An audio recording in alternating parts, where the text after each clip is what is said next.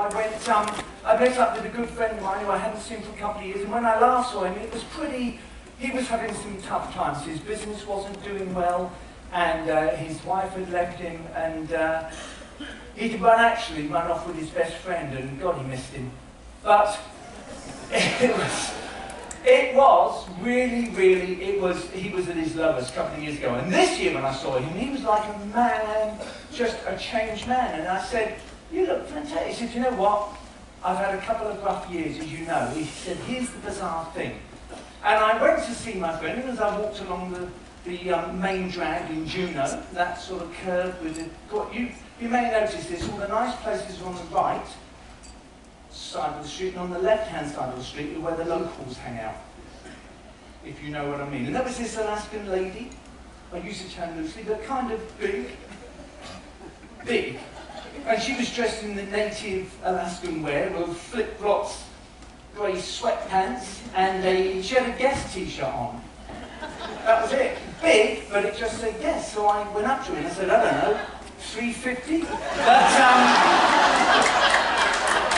she wasn't happy, but it's okay. I paid her the compliment. I said, "Nice tooth." But so she had all of her teeth. It was a gorgeous necklace. But I get to my, you can go, but it's, anyway, so you know I did say this to somebody else. Do you know the toothbrush was invented in Alaska? Did you know that? Yeah, that's why it's called a toothbrush.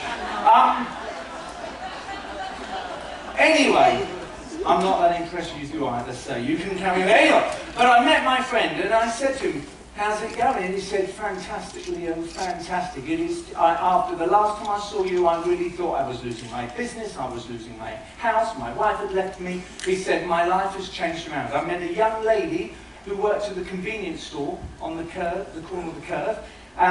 He said, "I bought a winning lottery ticket."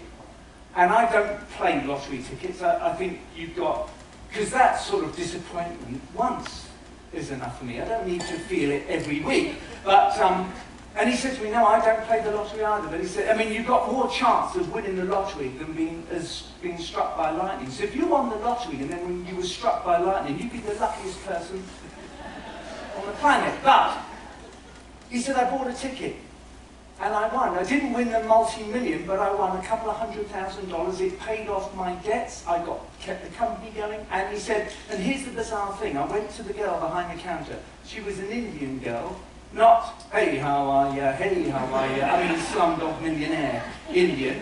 And she was, and he went in. He had $1,000 with a little ribbon around it, and he said, "Thank you, you saved my life."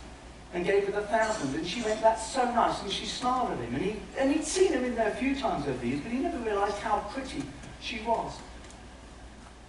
They went for coffee, then he took her on a date, and they hooked up, and lo and behold, in a very short period of time, they are now man and wife. And he said, "And all of that is big." I said, "That's fantastic." He said, "In fact, for our honeymoon, we went to Las Vegas. I hit another jackpot, unbelievable." And he said, "I'm lying in the Venetian in this glorious bridal suite. I'm lying there and I'm thinking 2 years ago I was just at my lowest," and he said, "I couldn't believe how life would turn." And he was looking down at his wife laying there sleeping. He said, "I am the luckiest man." And his bride had this little dot on her forehead. And I wonder, he scratched it off. He won a car. I mean, unbelievable.